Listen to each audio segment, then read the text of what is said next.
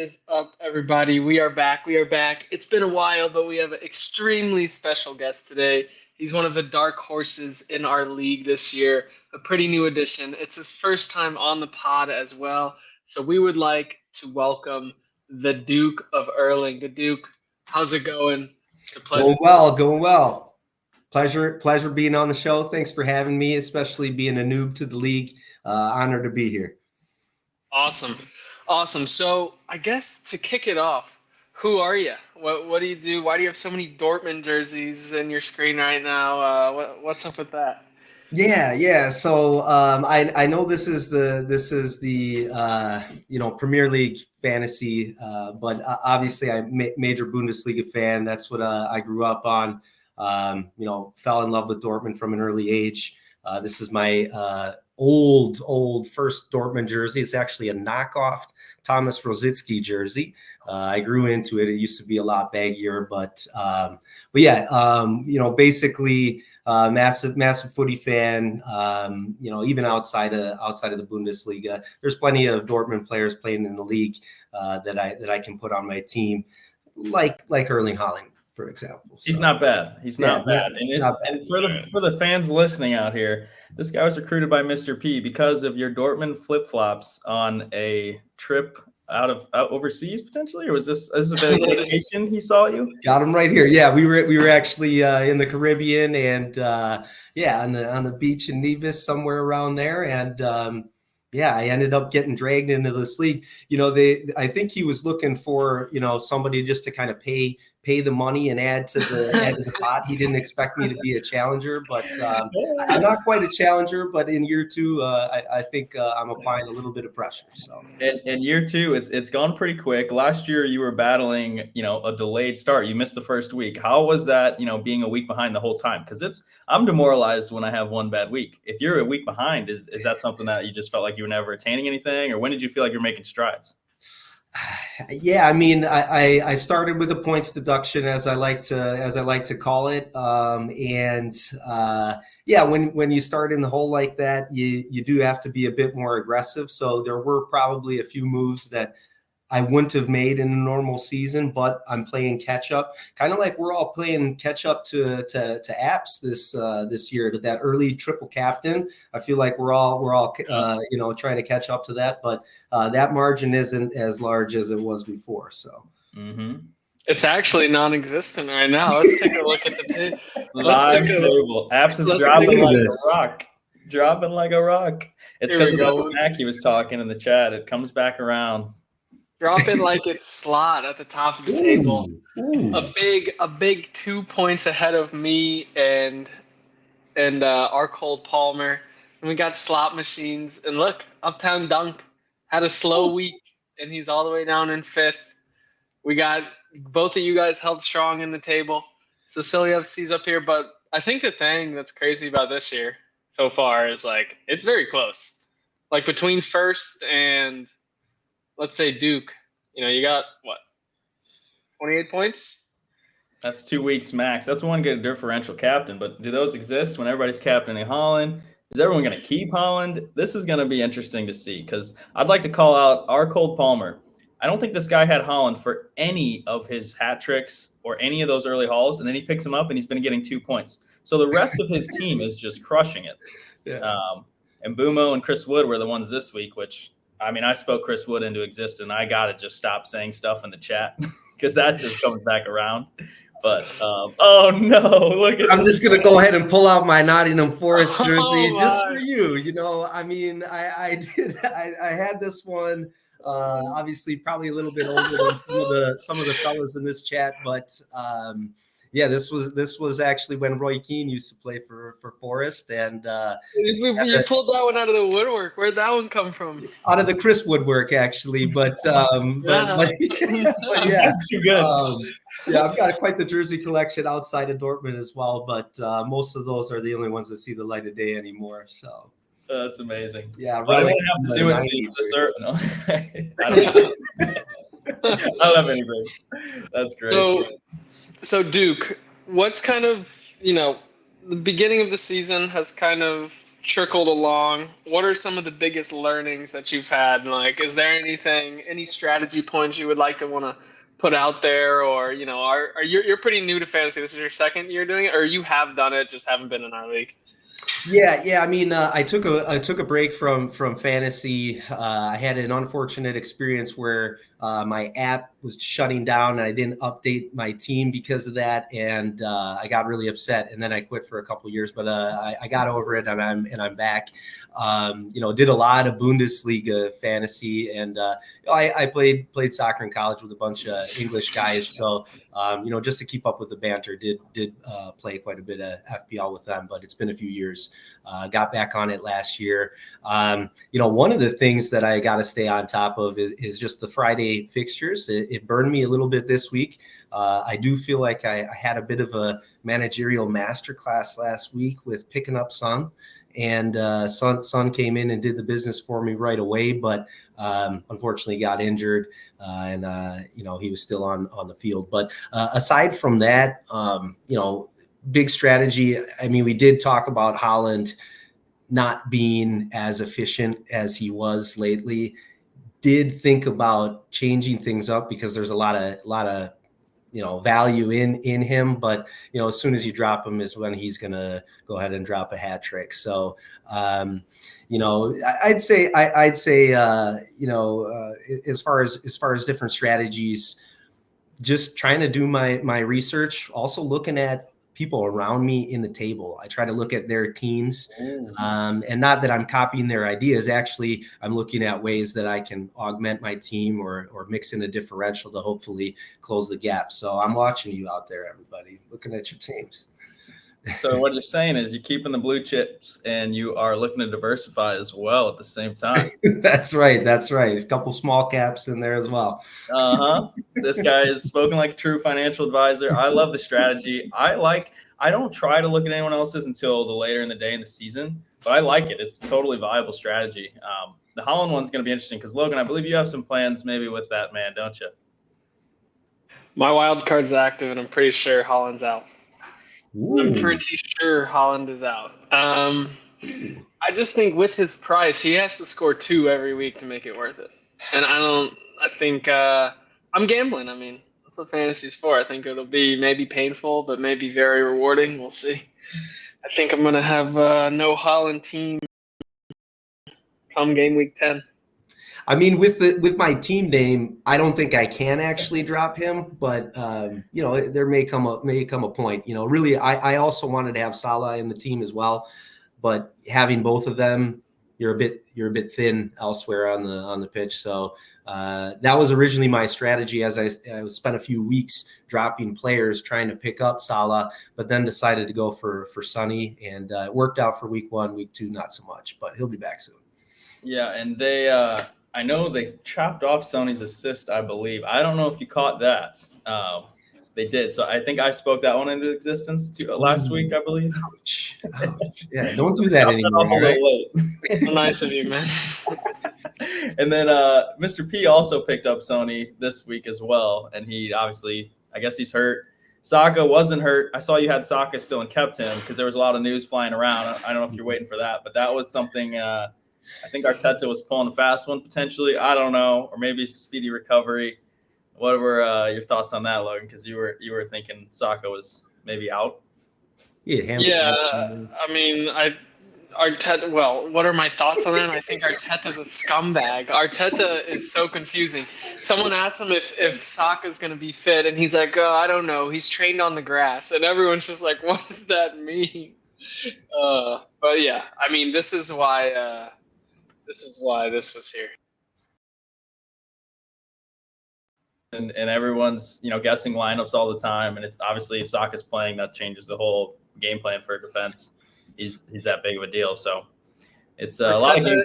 King of the dark arts, man. He has been king of the dark arts. Oh, go ahead, Logan. Yeah, I had a question that I wanted to pose to you guys. If you had to hold 2 premiums for the rest of the season, you couldn't change them. Which 2 would you pick? I'm either Palmer and Haaland or Palmer and Salah. I think I'll be Palmer and Holland just because they're the guys, and I think Liverpool can be more spread with their returns than the other two teams. But Holland's been blanking, so I don't know. I'm also team midfielder over forwards, so maybe it's Palmer Salah. It's one of those three. I can't pick two. I don't know yet. Yeah. Yeah, I'd have to say, Holland definitely in the mix. Despite poor performance, it's just a dip. I'd buy the dip if I was anybody in the league. If you don't have them, I think I'm selling the top. There you go. I think he will. I do think that he'll turn it around. I'd have to agree with Austin on this one. I do like a premium midfielder in there. I don't have Salah currently. He could be the guy. Saka, who we mentioned, just with what he did for my team last year, almost undroppable. I'd like to have him and Salah in the mix.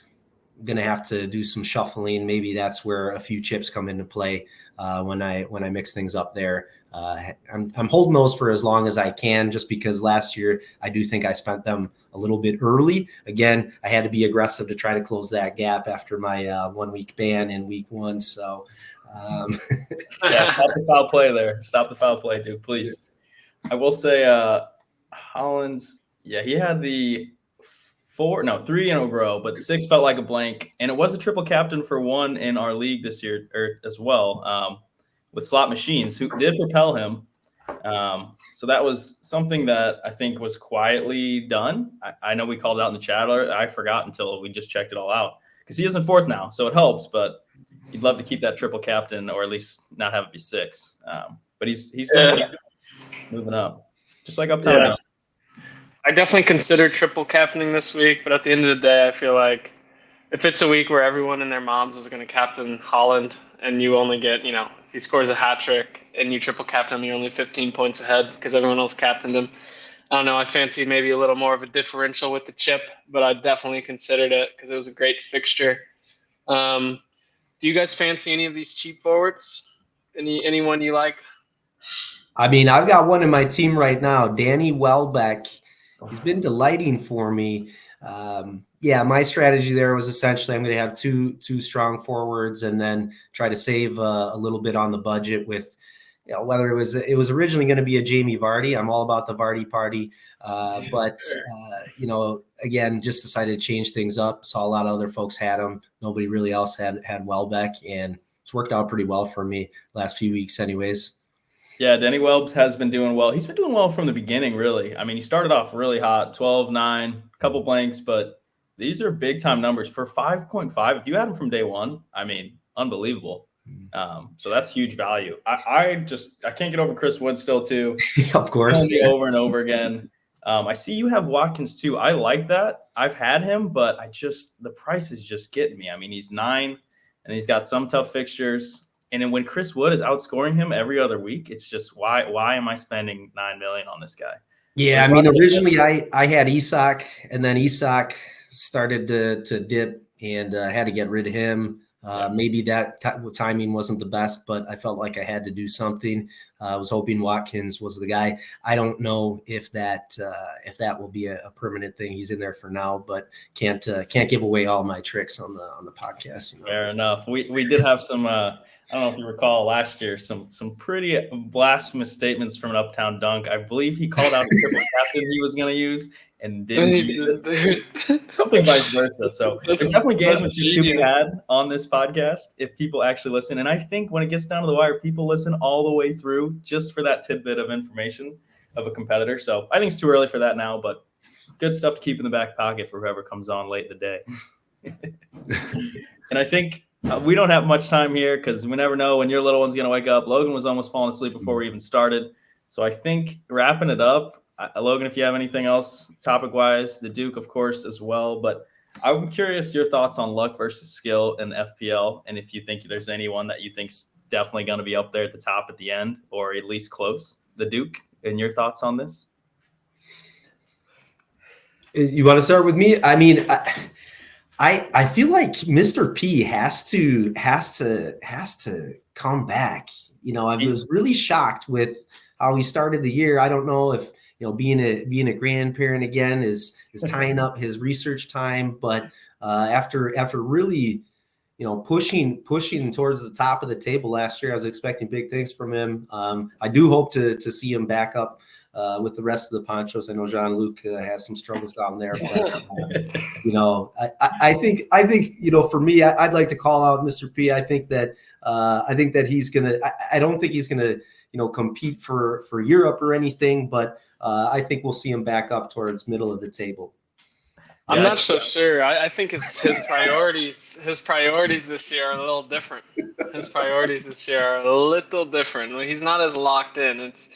He's not watching as much as he usually is. I'll call him on a Saturday morning, and he doesn't even know what game's on. So I don't know. He's pretty down there. I also think there's a stubbornness to it. He chose no Haaland, and he is sticking to his guns there. Rest of the season, he has said he's not touching them. Now, obviously, it's a viable strategy, but it's tough because you already missed the big hauls, and that's a hard thing to come back from because only 2 players can have hauls that big: Haaland, Palmer, I guess, and Salah. So 3. So on your luck versus skill question, I'm going 50% luck, 50% skill. I really think I really think there's. I mean, if you pay attention and you no ball, I'd say you're gonna beat someone who's just trying to get lucky each week. So I really do think there's a lot of skill involved. But at the end of the day, you can pick a good player that has good data with good fixtures and they can keep blinking. So there's definitely a little luck involved. You also might have a master class off the bench, or I remember one week, I think Flecken last year got me 15 points, and it was just super lucky as well. So there's definitely luck involved, but I really do think, you put the time in and you're making decisions of people that have good data, know they're going to get minutes, are locked in on to, starting, all that good stuff. It does make a difference. So there's some skill involved. Yeah. I guess I dodged that question by just giving a shout out to Mr. P, but to get back on topic, I do think there is a lot of luck when you look at week to week. Injuries are out of your control. I think the mark of the true manager is using the chips effectively. I think that's really where you can make a major impact, and that's not down to luck. It takes a bit of moxie to make those big decisions of when to play the chips, but if you do it at the right moment, I think that can really be the difference between taking that beautiful trophy that I think was one of your youth soccer trophies back in the day. There you go. No, that was a heck of a trophy. That thing is very big, actually, and it's prized possession. Whoever, I think Logan. Yeah, Logan, you have it right now if you want to grab it. What's the trophy? Oh, it's right. It's in there. No, no. Are you talking about this trophy? Okay. All right. Anyway, Are you talking about this thing? That's crazy. Hold on. Hold on. Ouch. All right, so dude, I gotta go. I can wrap up here. It's gonna be some quick fires. All right, this or that. You ready? Raul, Jimenez, or Cunha? Cunha. All day, Bundesliga ledge. He's good. Jackson or Havertz? Is this both of us answering or just me? I'll throw in a Jackson right now. Right now, Jackson for me. Wow. Yeah, I mean, I'd say right now Jackson, but overall season. Yeah. It just depends if the Words play striker. Mm-hmm. Salah or Palmer? Oof, it's a tough one. I think I'd have to go with Salah. I'd say, yeah, just because of the history, the pedigree. He's the FPL GOAT. Yeah. Van Dijk or Gabriel? Van Dijk's in my team, so I think I gotta say Van Dijk. There you go. And then Slot or Arteta? Jurgen Klopp. Great Oh, fair enough. Fair enough. That's good All right. stuff. That's good stuff. I'd like to call out Slot Machine's triple captain. He said, the Duke said, since it didn't pan out, you're a bad manager. Only 6 points. He threw a stray out. No, I'd also call out Slot Machines coming up. Since my call out on him, he has answered the call and he's flying up the table. But a lot of great competition up here. I think the luck versus skill question, bringing it back to that, I think the top like 15, 10 names are pretty similar each year. I could be wrong in that, but I think there's something about managing the team all the way through. I hope the managers do this year. Some are falling off already. FPL American, I think he'll come back up too. Interesting though to Oh, see. he'll be back. He will He'll be back. But He there will is obviously surely some be back. new stuff going on this year, which is fun to see.